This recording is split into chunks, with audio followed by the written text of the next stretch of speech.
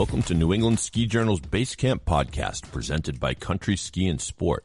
Ski season is here, and it's time to gear up at Country Ski and Sport. Shop now for your best preseason deals at any of their 3 locations in Hanson, Quincy, and Westwood, Mass. Or shop online at countryski.com. Hey everybody, welcome into the New England Ski Journal Basecamp podcast, presented by Country Ski and Sport. I'm Mike Spiecian, your host, with my co-host, Keith Pearson. Keith Pearson, how you doing, man? Pretty good. You ready? Can you believe We're the here.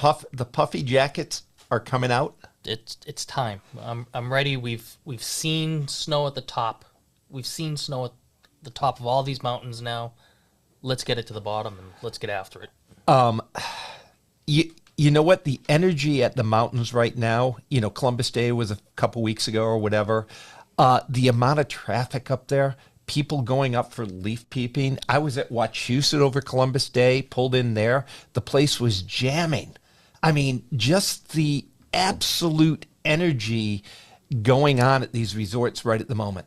You had a ski swap right there, right? This weekend? Or that weekend? Yeah, I went out to help them out for a little bit, but it was the energy out there, people wanting to ski.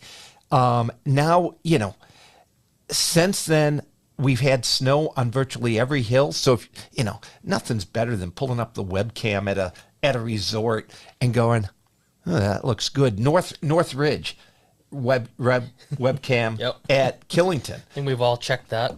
Yeah, I mean, the beauty of these webcams, what I'm really upset with, you know, there's a new Heaven's Gate chair going in at Sugarbush, and that webcam's down. I always like to check that one. Yeah, 4,000 footer, get after it, you know. I was up at Loon for the long weekend. There were a lot of other people. Now, granted, I bunkered in, but there were plenty of people up there and all the leaf peeping and all that stuff. How was the Kank that weekend? Couldn't tell you. I went the back roads to get into town and all that stuff. But yeah, they made their money. You know what? It is great that people go up. It's great that the public is up there. You know, some people aren't quite as smart when they go hiking, that this isn't Disney World, that flip-flops and sandals aren't the right thing to use when you're hiking in the White Mountains. But, you know, it is absolutely exciting. I mean, I don't know any other way to say it. The guns have been tested. The guns have been on out west. We just need the consistent weather now, and we're going to be on. We were so close because you know that Killington's chomping at the bit, and you know they have everything hooked up on North Ridge, but that we had those couple days right after Columbus Day weekend, and then it went right back up again. Well, let's put it this way. I don't want to go too early because it's never a good omen when we're skiing 30 inches in late October and then it dies. You know, but the excitement's there. I think, I don't know any other way to put it. I'm jonesed. Yeah, it's go time. We got the ski show coming up in Hanover on, what's that, the 7th through 10th, right? There's the ski show for Country Ski and Sport going on down there. So that's around the corner. You know, guess what? I use the term game on, game on. Yep. It's we're about to have like starting lineups. Yeah. So this podcast, I've honestly been waiting for this podcast for a year or so. I firmly believe the Berkshires don't get their due in the skiing world of New England. We've had the Schaefers on before. You know, there is some great skiing out there, and even more so, there's great culture out there. I love the Berkshires. I worked there once during just out of college in Pittsfield for a summer. Absolutely gorgeous. But you're right. You know, when we think skiing, we think we go north here in Boston. but it's can be just as good when you go west. Well, yeah. I mean, look, New York has great skiing. I can attest because I grew up in that state. Most ski areas in the country are in New York, by state. But the Berkshires, Jiminy Peak, I can honestly say the first time I skied there, I wasn't expecting what I got, which wowed me. It's somewhere I haven't been, and I know magazine-wise, where I make most of my money here, they want us to push that way, to look at what Jiminy has to offer, and it's going to be good to see what the Fairbank Group is all about. Well, they have 3 properties that are all pretty unique to each other.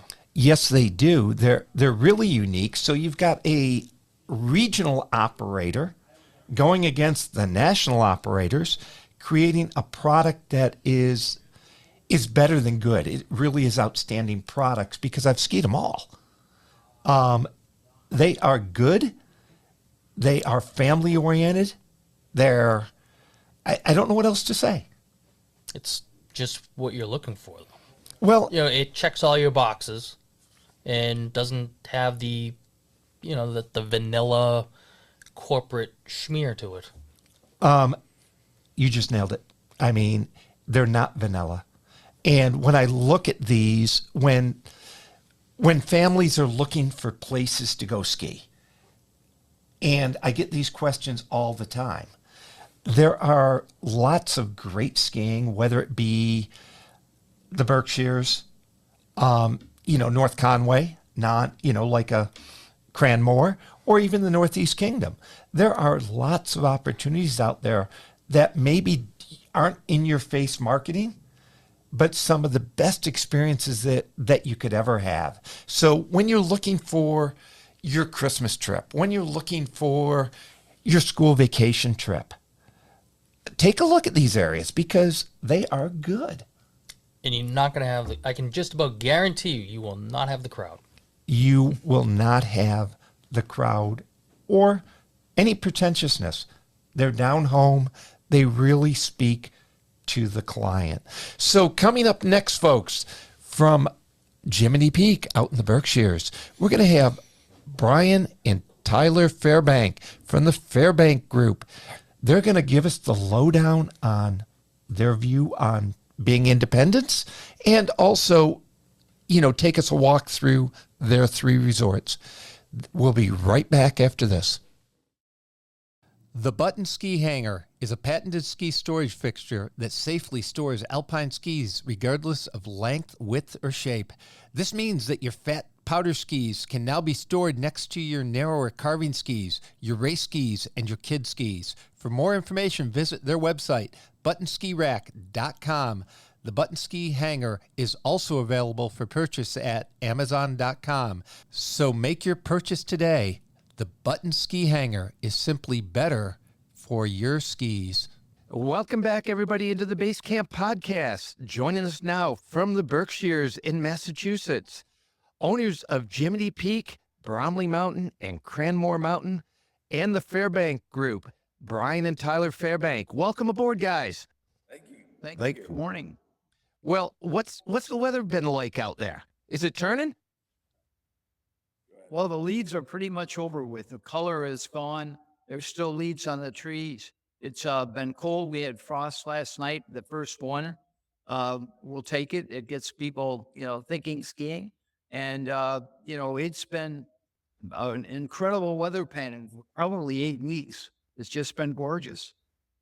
That's fantastic. I mean, we are all jonesing to get into a real ski season this year. From start to finish, that's my wish.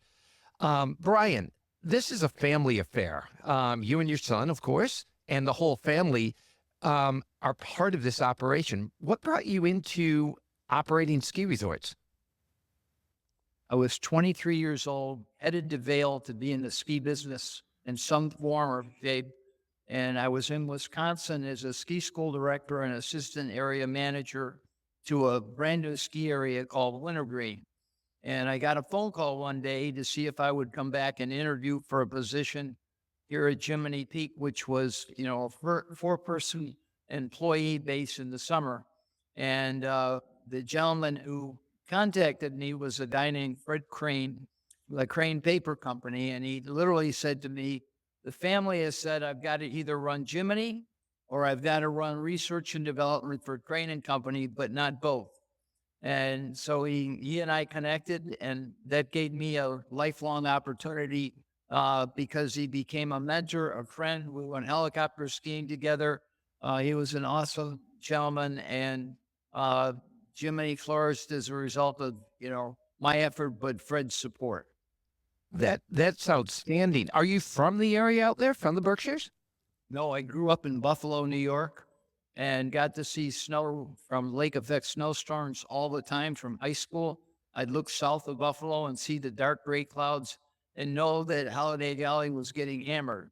They get 200 to 250 inches of snow off the lakes most of the time. Well, you just gave me something that I didn't know. I'm a Western New York boy. I grew up skiing at KB, Holiday Valley, Swain, Bluemont, all the above. I taught at Bluemont the 1 year it was open. Yorkshire, New York. Yeah. Well, all right, so you've been in at Jiminy now for decades. How did Bromley and Cranmore come into the mix? Tyler, go. When we had a refinance which took place here at Jiminy in 2009. And so Cranmore, we did something very similar with in 2010. And Cranmore was a resort that really needed a hub. And so through that refinancing, we were able to basically over a span of 10 years, give it the hug it needed. So that has been a labor of love of ours, and we're thrilled where Cranmore has emerged to at this point. And then in 2011, our business partner, Joe O'Donnell, who owns Bromley,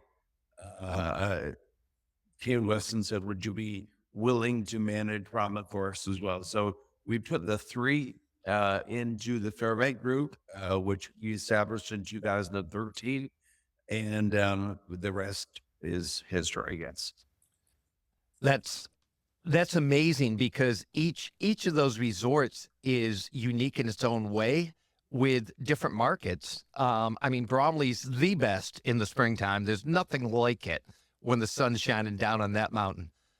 Tyler, with the consolidation of ski areas nationally, how does a regional operator remain competitive with those national pushes out there with passes? I think the key for us has been really a focus on quality and making sure that we deliver the guest experience that people want. And so all of our mountains, you hit the nail on the head. They're unique. They're different. That we want to, embrace the unique culture of each resort. But in the same token, there's a golden thread that runs through them, and there is a lot of similarity in that they are family-oriented enterprises, and they really focus very heavily on the guest experience. So that's been a real strong sense for us, has been on that quality, not necessarily quantity of resorts. And that has enabled us to, really be competitive in whether it's season pass sales or over-the-counter lift ticket sales, so forth. Awesome. Just might there be a push to combine the three resorts into a one pass kind of thing, or are they each that unique to themselves? We have played around with that a bit over the years, probably no surprise to you all, and that we had not seen the real benefit out of that. Cranmore is quite a far ways away from both Jiminy and Bromley. Bromley and Jiminy are very close together, and doesn't necessarily make sense to combine passes there. So we played with that and pushed it around, never landed on saying, yeah, let's pull the trigger. We have some discounts that we make available to our pass holders that want to go to the other mountains, and very few take advantage of that. Sure. I mean, they're massively different markets, of course, and we'll get to that because I know the Albany, Connecticut, that Gold Coast market is much different than the Boston market. Brian, question for you. We have had some really challenging years the last 2 years. I mean, it just seems like the R word comes into play way too often lately. How have you made it through those ups and downs? Well, I have a therapist that I talk to, and literally try and look inward and say, okay, this is Mother Nature. There's nothing you could do about it.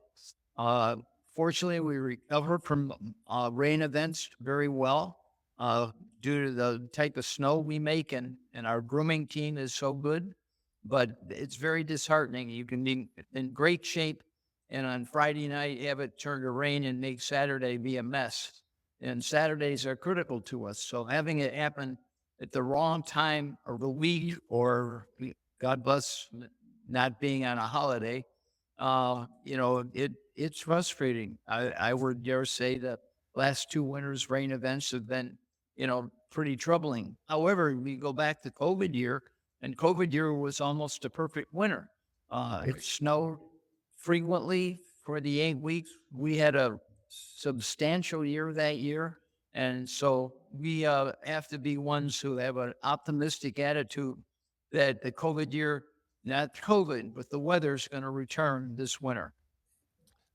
I've got both fingers crossed right now because we all need it. Can you speak to the wind at the top of Jiminy and how much that powers the resort? How much energy do you take from those turbines?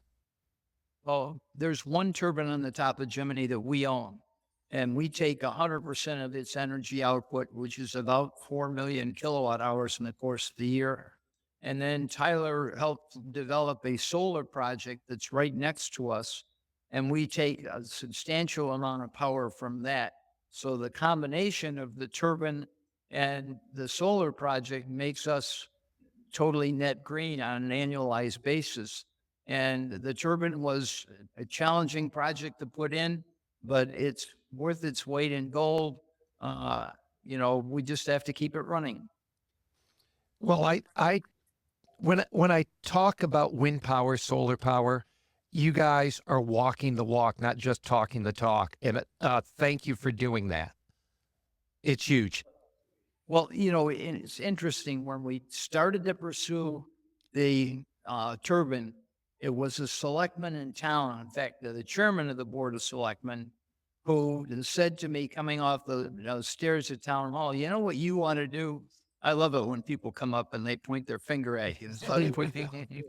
And it happens with some frequency, is he said, you ought to put in a turbine. I said, you use all this massive power in November, December, and January when the winds are really blowing.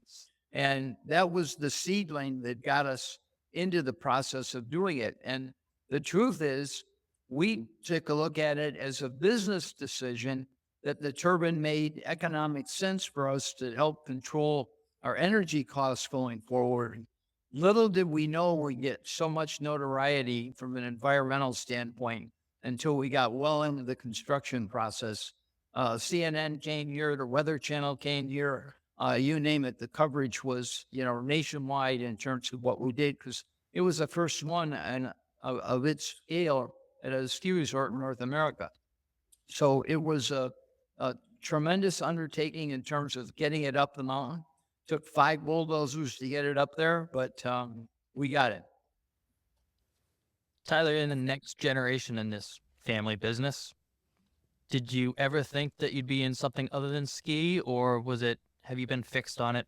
Oh yeah. No, they say that the ski business is kind of like Hotel California. You can check out what you can leave, right? I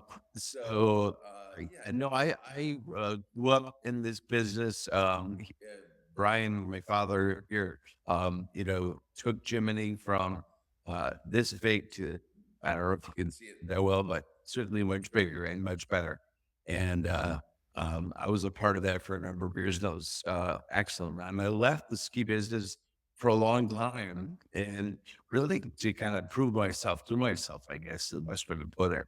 And it really with very little intention of ever coming back to the ski business. But we started Youth Ventures, which was our renewable energy company, or is our renewable energy firm. And I guess the nuance that's a little different than maybe it was couched is that Brian and I solidified coming together as business partners, and that was really important, really powerful for me personally, is to be in something where it was my business and I was working for myself and had someone that I care very deeply about, who was also my partner. That made it very different. And then that kind of cascaded into the ski business. And like I said, it's not California. You never leave. So it just changed everything.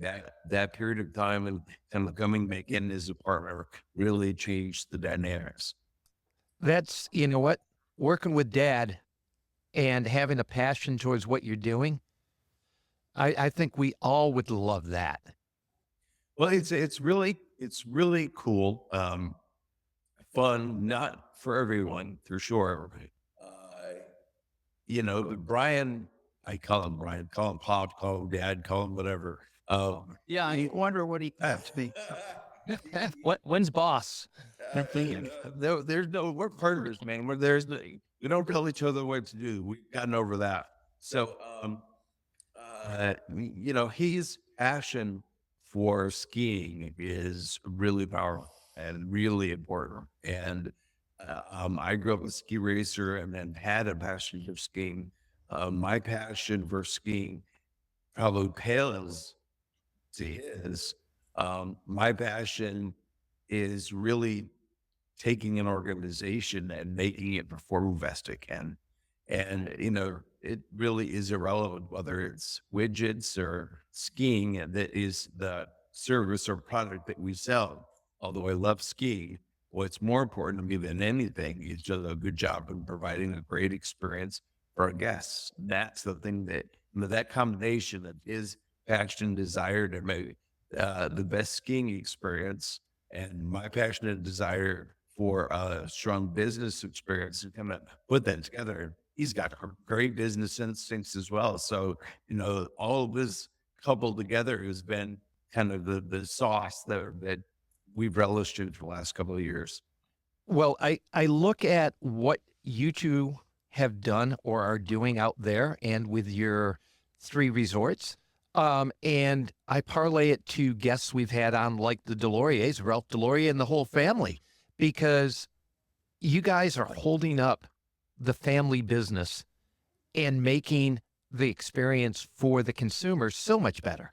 I mean, it's so different than the homogenized resorts that have turned up in the U.S. It's amazing. Yeah. Well, thank you. And it really is, Tyler used the word culture. There's a long list of people who work with us who have been at the respective resorts for 30, 40 years, because the resorts have all been around since just before World War II or just after World War II in Jiminy's case. And therefore, there's a ton of heritage in each of the resorts. And you can go anywhere in the country and bump into somebody and they'll say to you, I learned how to ski at Jiminy Peak. And, I grew up in so-and-so. And so it is, remarkable to know that you can go back and find people that ski here or work here that have become endeared to the place and are loyal as can be. How do you market each different one? I think like Jiminy seems to be marketed more towards the New York City Capital District area.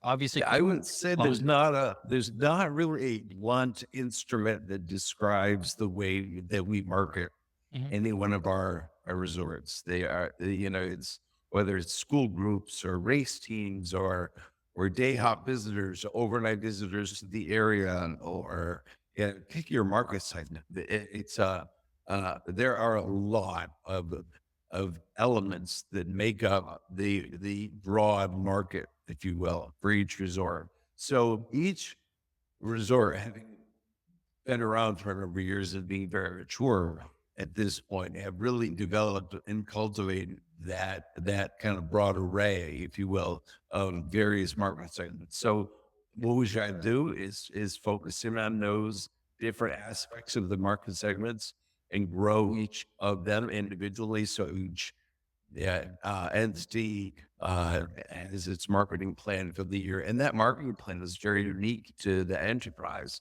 And that enterprise, we really focus on, okay, how do we grow? We have been very focused on growth. That is the key. The key in growth is not, adding more resorts. We've been at 3 for 10 years now, and maybe we'll add or something. Who knows? I can't say.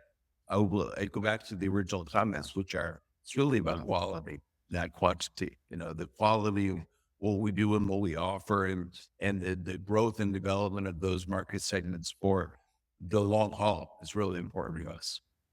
That's you preach to the choir. Quality over quantity. Bigger is not always better.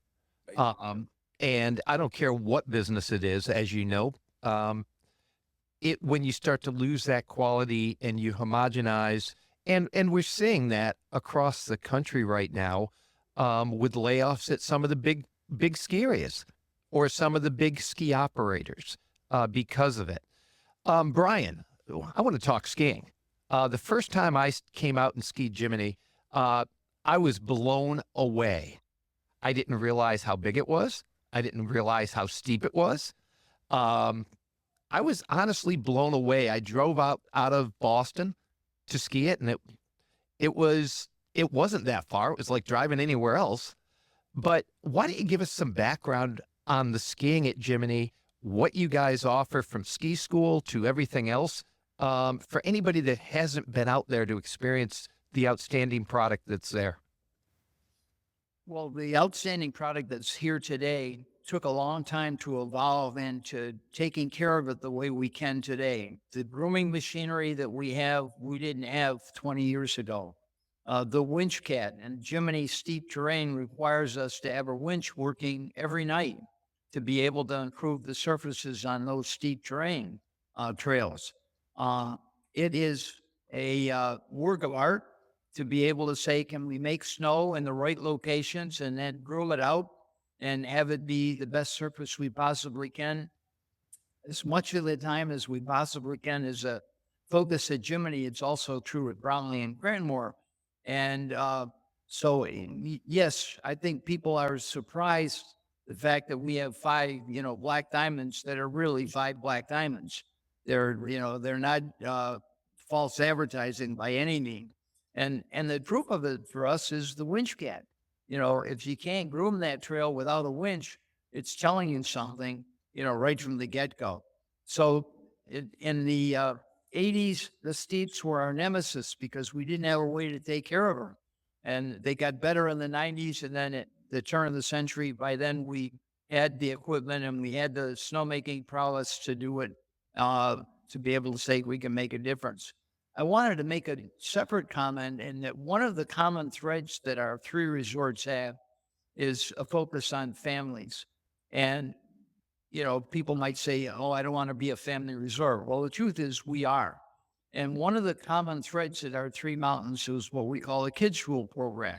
The Kids Rule program is the parents get to come and, drop their child off at 9:30 in the morning, pick them up at 3 or 3:30 in the afternoon, and they're paying a precious price for it, but it gives the parents the freedom to go off and ski through the day by themselves. But most importantly is the kids end up developing relationships with other kids in their class. They progress, and they progress rapidly because of that peer contagion, not pressure with the kids. It's more like, gee, he can do that. Why can't I do that? And I bend my knee a little differently, and oh my gosh, it worked. Kids Rule for us represents 3.6 additional people that come to the resort because of Kids Rule. So Kids Rules are a reason for people picking one of our resorts because of the reputation we have with the Kids Rule program. Last winter, even in a tough winter, we did 7,000 Kids Rule program people, and that in turn represents around 30,000 skier visits. So it's a mainstay for us that we've carried that flag for 30 or 40 years, and Cranmore and Bromley have been carrying it more under the Kids Rule name since we got involved together. But Kids Rule is our future. That's, well, kids are our future no matter what. And I've got to say this. It's what you guys are doing to grow the industry for the future. It's what I'm sorry, I'm not an Epic or Icon owner.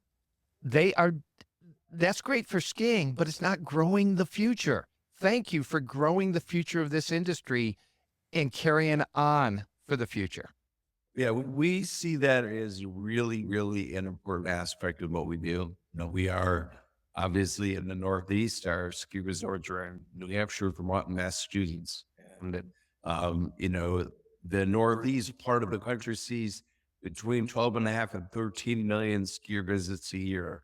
So that's been fairly consistent for a number of years with small amounts of growth when the weather is solid and great, and maybe a little bit of shrinkage when the weather isn't so good. We need to see more first time skiers. We need to see more kids getting involved with the sport. We need, whether they're adults or children, and that first time skier is really important with the growth of skiing. And so that Northeast portion of the country is very different than other parts of the country. The quality of the experience is different than it is out west. The mountains are a different size than they are out west. And so we have to focus ourselves a bit differently than other mountains do in other parts of the country in order to deliver on that experience. And that experience for the kid, the child, is really, really important to us. I would add another word that Tyler and I embraced 10 or 50 years ago is enhancing people's lives. And we really come to the conclusion that's why we do what we do. And I'm using the Kids Rule as an example in that we're enhancing that young kid's life, but we're doing the same thing for the kid instructor. The kid instructor that comes to work with us as a sophomore, if they come back every winter, by the time they get through with their senior year, they've got a whole nother education process that took place. They learned how to communicate with kids. They learned how to deal with frustration. They learned how to deal with a frustrated parent. They learned how to work as a team to say, hey, I've got a problem in my class with the youngster, can we swap a couple here or there and rendezvous to do so via radians. The whole experience is enhancing that youngster's life, and they go out of here with more, roots and wings than they would have if they hadn't come here. That's fantastic. Slide over to Bromley. What makes that area so unique? I mean, obviously you face south. It's early March. Spring comes early. What is it about Bromley? Well, Bromley is obviously been around since the late 1930s, so it's been there a little while. And given the southern exposure, given the terrain, makes it a kind of a unique experience. And there's something very unique about Bromley that I have always really enjoyed. And the big picture items, like, as you mentioned, southern facing, the sun, that exposure, that's great. It's wonderful. There's some other elements that aren't as obvious. Bromley is a very cozy spot to be, and so the real estate at Bromley is different than at other resorts in Vermont, so to speak. And so when the children come down into the one area or parents even come into the one area, the base area, there's not a lot of places to go. So people feel that there's a self-containment to Bromley that is very unique and makes it very special. So people love that kind of homey, cozy feel of going to Bromley. And then there's some intangibles. You walk into the base lodge and you smell that fireplace. And, it's just skiing kind of at its best, what it's been about for decades and decades. And so, Bromley is a unique, special spot. We happen to like it very much. Have you guys been up to the new observation tower up there? Well, I have not been up that observation tower. I've seen that observation tower, but I've not been to the top yet. No. Same here. Guilty. Well, Brian, I want to say it's sort of the granddaddy, even though for you guys, it all started out in the Berkshires. The granddaddy in North Conway, in the middle of North Conway. Cranmore has such a history, and you spoke about the uniqueness and the history of that mountain. We did have Ben Wilcox on a year or so ago. Great general manager, great friend. Yeah, he's one of the best. So tell me what's going on over at Cranmore. You guys have a lot of construction going on over there right now. We have construction going on. Really? Only a little bit. We recognized when we got involved with Cranmore that it had very old base facilities. The same thing had been true at Jiminy as it evolved with my being here. And we came to the conclusion, could we make a small village complex at the bottom of the mountain where the first and or second floor would be commercial replacement space of old facilities that need more than a hub, and then put condominiums on the second and third, or the third and fourth floor, to be able to help pay for the cost of this commercial space. So the concept that we did at Jiminy is what we've applied to at Cranmore. In the last 5 years have been magical.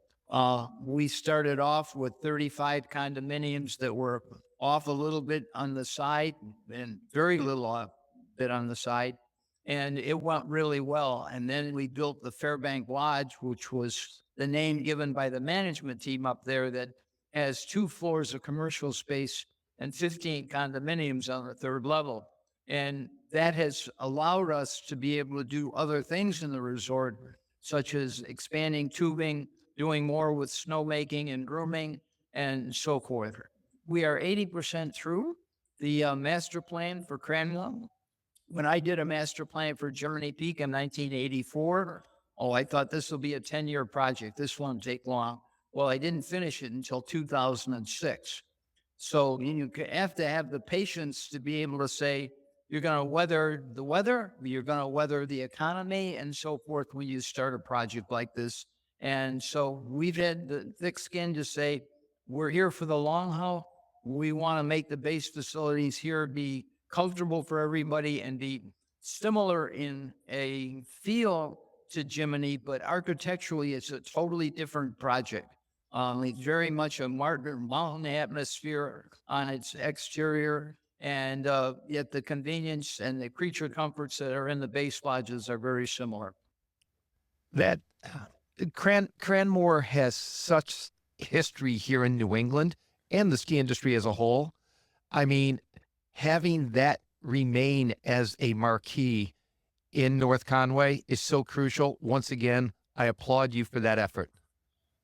Thank you. And the bones of that resort from the get-go, they struck us. We acknowledged that, and we said, we really need to protect what makes Cranmore, because it is, as you pointed out, it's in the center of North Conway, and it's a great resort. We also recognize not only did it need some of the upgrades that Brian mentioned a moment ago, but also the non-ski related type activities were as important to Cranmore as the ski related activities.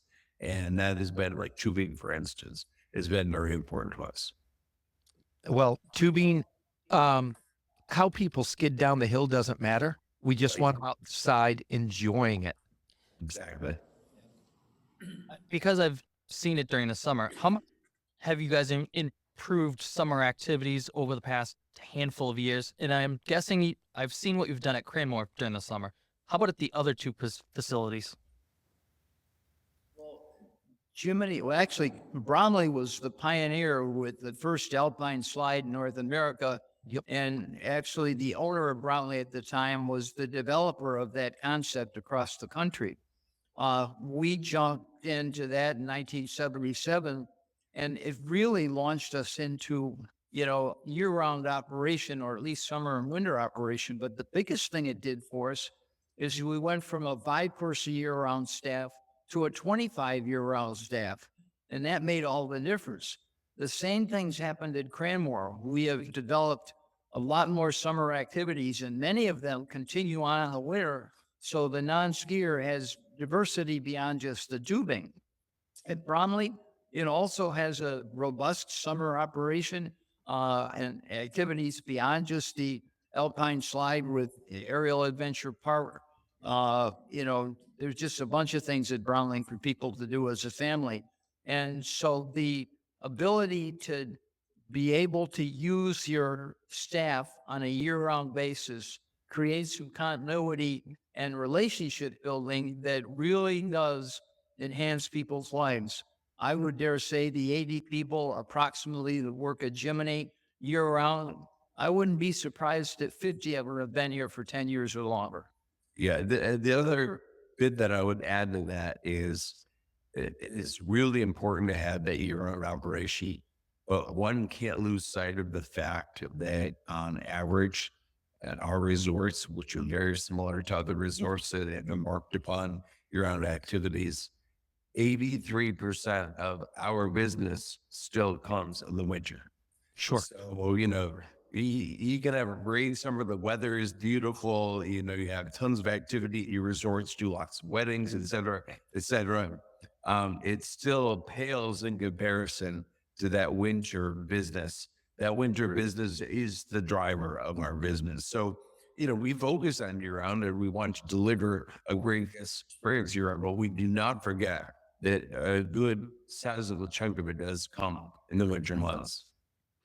That is true for all of us. We need the winters to be here. We need the cold weather. We need the consumers or areas like yours growing the industry, just not taking from the people that are already there. Well, Tyler, I've got a question for you. I want to know what it meant to you as the son of Brian when your father was inducted in 2020 to the U.S. Ski and Snowboard Hall of Fame. Well, Mike, that was a proud moment for him. He getting the Lifetime Achievement Award from NSAA and getting inducted into the Hall of Fame was incredibly prideful for him on both occasions. Those were back to back, and they were super for him. And I can only imagine being a young person who's growing up loving skiing the way I know he loved and loves skiing, and getting those accolades is really powerful stuff. And it wasn't just him that received those awards, although he's the one who took the vow. That was incredibly important. There were people who were also involved in the world of skiing and in creating these businesses that were surrounding all of that. And so it was a very prideful moment for everyone, seeing him achieve that. It was kind of like this 2-for-1, it's the best way I can describe it. It was wonderful. It was great. That's outstanding. Brian, we had Justin on a few episodes ago from the U.S. Ski and Snowboard Hall of Fame, going into their golf event up at Lake Placid. We want to congratulate you, like we have to all the other influential people here in New England that have been on the national stage in this way, because you have kept skiing alive for us as New Englanders. Thank you. And that has been our effort, and getting recognized for it is very much appreciated. Tyler, I got one since you're the next generation, what's the future of the industry? Is it going towards more conglomeration, or is there a is there a place for the independent operator? Well, let me start by saying you're asking for an opinion without giving me anything for it. And so what you're going to get for is exactly what you paid for it. So that's zero. And I would say, my sense is that we will see some more conglomerates, more of the conglomerates consuming more of the resorts. But I also think that we will continue to see independent ski resorts operate independently. So I don't think it's going to be one consuming the other in totality. The sport, it is growing. It's growing, and there's about a little over 3% of the population that skis, depending on, and that's just kind of like a broad swath of the country, not looking at any particular region over another. And so, if we continue to see an increase in the population and an increase in the number of skiers and skier visits, then, if that small number, I think we continue to grow. I don't think that we have reached our peak yet as an industry. No, we've skied now. The high water mark is 64.5 million skier visits. And I don't think it's been their own possibility to get up to the high 60s and into 70s, as the population grows. And as we, as a sport and as an industry, continue to focus the way we are on growing it and making access and availability to the sport present in more ways than we currently are. And that there are things on the docket that I've seen that are impressive. And I think, wow, boy, there's a lot of smart people working in this industry. And I think we're going to see a continuous, steady, not big growth, but just substantially enough growth over the next 10 years or so that will make people like myself be very interested in wanting to continue to be involved in the sport of skiing. Well, this is the ski world. When we look at the season that's coming, we have to be optimists because that's the only way you get through snow farming. And I agree with you. I think New England, New York, the Northeast as a whole, just like we still have independent ski shops that the West does not have, we still have independent ski area operators, and that will continue. And because we still like our history, we still like our personal contact, and that's what you guys are doing. Couldn't agree more. Yep, absolutely. So, well, Brian and Tyler, I want to thank you for coming on. I've been waiting. I've honestly been waiting for this podcast for over a year, because I can tell every listener, when I went out to Jiminy and skied it that first time, I was absolutely blown away how good it is. Well, you've created some pretty high expectation for us. Like, I don't know. That's kind of scary. What day are you coming back this? Really. I want to plan for it. Yeah, I'm going to be there first thing in the morning when it's groomed out corduroy, and we're just going to go arc some turns on the steeps. Okay. All right. Okay, and I'm going to bring my good friend Bernie Weichel out for his ski day also. Okay. All right. Have a good one. Thank you. Thank you so very much. Have a great one. Thanks. Bye-bye. If you want to be inspired and informed on everything about the New England ski and outdoor scene, then you need to check out skijournal.com. Skijournal.com delivers daily content on breaking industry news, tips, gear, dining, travel, entertainment, as well as all archived episodes of the Emmy-nominated New England Ski Journal TV show and the Basecamp podcast. And don't forget to subscribe to New England Ski Journal, the longest-running regional ski magazine in the country. New England Ski Journal's award-winning writers and photographers bring all 4 seasons to your door with best-in-class coverage on skiing and the outdoors. Log on to skijournal.com and click on the subscribe button to get New England Ski Journal mailed to you today. New England Ski Journal is a Siemens Media publication. Siemens Media. Inspiring, informative, insightful. Welcome back, everybody, to the Basecamp podcast. I don't know, Keith. There are 3 resorts that we just talked about and a family that operates them. First off, how many of those 3 resorts have you skied? Only skied Cranmore, but that was decades ago before the Fairbanks purchased it. Okay, so you've skied Cranmore, and the history of Cranmore is just somewhere off the charts. I mean, really off the charts. So, Jiminy, you heard me speak. I firmly believe it is incredibly underrated. And Bromley is king of spring. I'm sorry. When the sun hits it, it is just outstanding. So I think you and we're going to have to talk to the boss here at Siemens Media and say, you know what? Mike and Keith need a hotel room. You can make it in Brattleboro. Yeah. Okay, we'll go to Jiminy. We'll ski that for a day, show you what the special is there, and then we'll shoot up to Bromley because you haven't been there.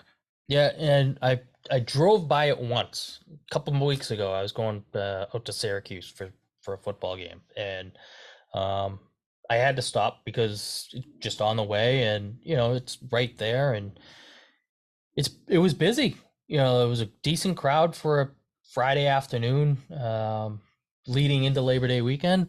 So I stopped for a little bit, just poked around. Nice little base lodge. Was that at Bromley or Bromley? Bromley. Yep. Yeah. Just cut across southern Vermont Yep. there. And it's funny because they look across, of course, and you see Stratton, massive, like mountain across the way, but at the same time, it felt very homely. And I was only there for 20 minutes, but cool little place, nice, great base lodge. Everything funnels into the one area, so you can, hey, you want to go that way? Good. I'll see you at the bottom. I'm going this way. Sure. And, everybody that skied Stratton has looked out at Bromley going, there's a lot more sun over there. Okay. I mean, it really is pretty cool. But Jiminy, the Berkshires as a whole, we talk about the Berkshires in the summer. We hear JT talk about the Berkshires in a song. The Berkshires are unbelievable. I'll go out and travel, ski one day, stay overnight, ski another one another day. There's so much history out there and great skiing, whether it be Jiminy, whether it be Berkshire, Catamount, which is that New York, Massachusetts resort, half and half. Straddle the border. Yeah. Butternut, even Bosque with incredible history. I didn't realize Brian grew up in Western New York. This is 2 times in 2 days that I've run into, we're going to say Buffalo area people. Western New York, Bill's Mafia, all that fun stuff. Well, when he said, look, I grew up right off Lake Ontario. I learned to ski at Kissing Bridge. When I heard him say that he taught at Blue Mountain, nobody knows that, but it's a defunct ski area, one of the defunct ski areas of New York. Once again, maybe he and I ran into each other at some point in life there. It just goes to show you, like, when you have that small little connection, Western New York is pretty tight. For a big area, Western New York is pretty tight knit. It is. So that was blown away. The other thing, and I cannot applaud them enough, they are net neutral. It is pretty cool that they do that with Jiminy. How many others can we think of that are net neutral? Burke, I believe. Maybe. Yeah, they at least come close to. Berkshire East has their windmills now. Yeah. I think it's becoming more prevalent. I cannot tell you for a fact who is and who isn't, but I know that when they put that turbine up top, that was big news. Big news. And like he said, it's worked for them financially as well. 100%. And that's often the carrot that's needed. And now you have someone who's actually gone through it to say it has worked out for them. Well, it's sort of like Wachusett collecting their water and reusing, if something melts. I mean, anything like that can make a difference. And it starts with the individual resorts deciding to make a difference and walk the walk. And also, they keep their three. What we see with Epic is they've tried to use all of their structure, and this is the way we're going to do it, and have it uniform across, from whether it be Crotched Mountain, Sunapee, Wildcat to Stowe. Those are 4 very different animals. They are, but they try to use the same widget. Now these guys, they have 3, and they keep them the way that they brought them up, as opposed to using the same, what would we say? They let each one breathe on its own. Well, I think you have accounting that you can have accounts receivables and payables all under one umbrella to some degree or another. But when it comes to the vibe of the ski area, and that's what I go, the vibe, each area is a tad different. And when you go there, you want to feel the area, not just homogenized. Right. And, I applaud Brian and Tyler. First off, I applaud them because father and son working together as partners. I mean, that's incredible. That's incredible. So, well, that's going to be it today for the Basecamp podcast. We want to thank Brian and Tyler Fairbank once again for joining us. And we look forward to getting out there and making some turns with both of you. Until next time, we want to thank also Country Ski and Sport, our sponsor this year. We look forward to the next podcast here on the Basecamp. Have a good one. New England Ski Journal's Basecamp is a Siemens Media podcast. Siemens Media. Inspiring, informative, insightful.